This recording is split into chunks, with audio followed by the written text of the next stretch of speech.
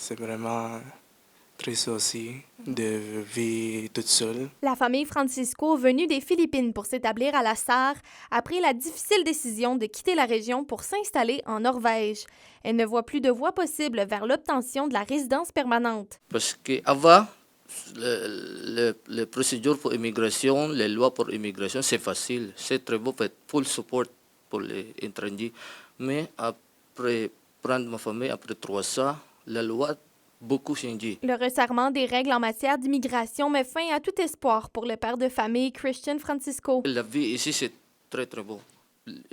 Juste un mois, tout est changé. Christian Francisco quittera seul le pays le 17 janvier prochain en espérant pouvoir réunir les siens dans sa nouvelle terre d'accueil d'ici 6 à 8 mois. Le pays Norvège avoir les bonnes procédures aussi pour l'immigration. Peut-être c'est facile aussi pour les réunifications des familles. Une décision particulièrement difficile à accepter pour les enfants qui avaient bâti leur vie en Abitibi-Ouest depuis leur arrivée en 2022. C'est vraiment triste parce qu'on veut aller ensemble, à quelque part, on veut rester ensemble tout le temps. Mais là, la loi de Québec, ça change beaucoup. J'ai parlé beaucoup avec mon père que je veux vraiment rester ici. Mais il m'a dit que je pourrais rester ici, mais c'est juste, ça va être très, très difficile. La situation est un coup dur pour Metal Marquis, l'employeur de Christian et l'un de ses fils, qui devra se passer de fidèles travailleurs. C'est de la tristesse.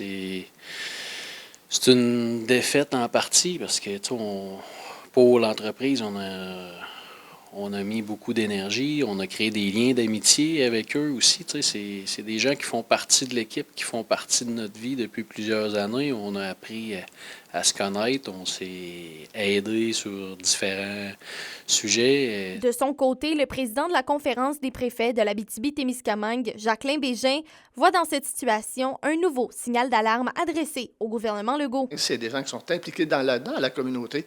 Donc, ça presse pour le gouvernement de mettre en place immédiatement les informations qui vont les rassurer puis qui vont faire en sorte qu'ils vont rester chez nous parce qu'ils font partie intégrante de notre communauté.